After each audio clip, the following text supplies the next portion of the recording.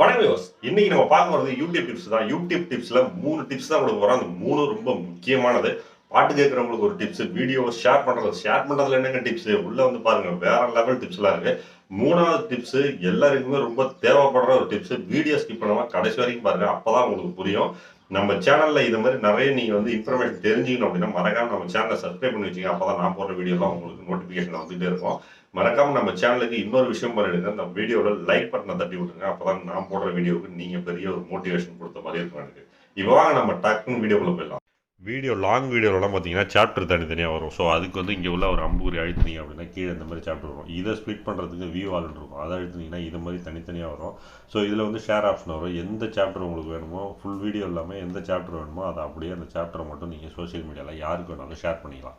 இது வந்து ரொம்ப ஒரு உபயோகமான ஒரு தகவலாக இருக்கும். ஏன்னா நம்ம லாங் வீடியோ பார்க்கும்போது மொத்தமாக ஷேர் பண்ணுறதுக்கு பதிலாக எந்த இடம் பிடிச்சிருக்கோ அந்த இடத்த மட்டும் நம்ம வந்து யாருக்கு வேணாலும் நம்ம வாட்ஸ்அப்பில் வேணால் ஷேர் பண்ணிக்கலாம். நமக்கு பிடிச்ச பாட்டை நம்ம யூடியூப்பில் வந்து ரிப்பீட்டாக கேட்கணும் அப்படின்னாக்கா அந்த செட்டிங்ஸ் இருக்குது பாருங்கள், நம்ம ஊருக்கு காமிச்சிருக்கேன். அந்த செட்டிங்ஸை வந்து நீங்கள் அழுத்துனீங்க அப்படின்னா கீழே வந்து லூப் வீடியோ அப்படின்னு வரும். இப்போ பார்த்தீங்கன்னா உங்களுக்கு வரும். இந்த பார்த்தீங்கன்னா லூப் வீடியோன்னு வரும். இதை வந்து ஆஃபில் இருக்கும். ஆன் பண்ணி விட்டீங்க அப்படின்னா இந்த பாட்டு வந்து ரிப்பீட்டாக ஓடிக்கிட்டே இருக்கும். வேறு பாட்டு வரவே வராது. அடுத்தடுத்த பாட்டுக்கெல்லாம் போகாது. இதே பாட்டு ரிப்பீட்டாக ஓடிக்கிட்டே இருக்கும் உங்களுக்கு. யூடியூப்பில் இன்னொரு விஷயம் என்னன்னாக்கா நம்ம பார்க்குற வீடியோவுக்கு தகுந்த மாதிரி அது வந்து சஜஷனில் காமிச்சிக்கிட்டே இருக்கும். நம்ம என்ன பார்க்குறோமோ அது சஜஷனில் காமிக்கும். அது மாதிரி நம்ம என்ன டைப் பண்ணி பார்க்குறோமோ அதுவும் அந்த சர்ச் பாக்ஸில் ஹிஸ்ட்ரி மாதிரி காமிச்சிட்டு இருக்கும்.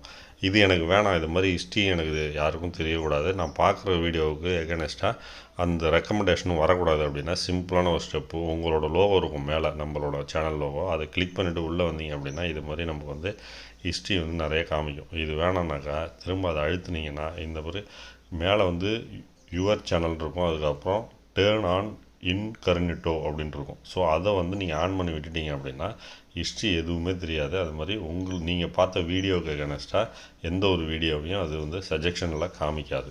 ஆனால் நம்ம வந்து திரும்ப ஆஃப் பண்ணிட்டீங்கன்னா அது பழைய மாதிரி உங்களுக்கு எல்லாமே சஜஷனில் காமிக்க ஆரம்பிச்சிடும்.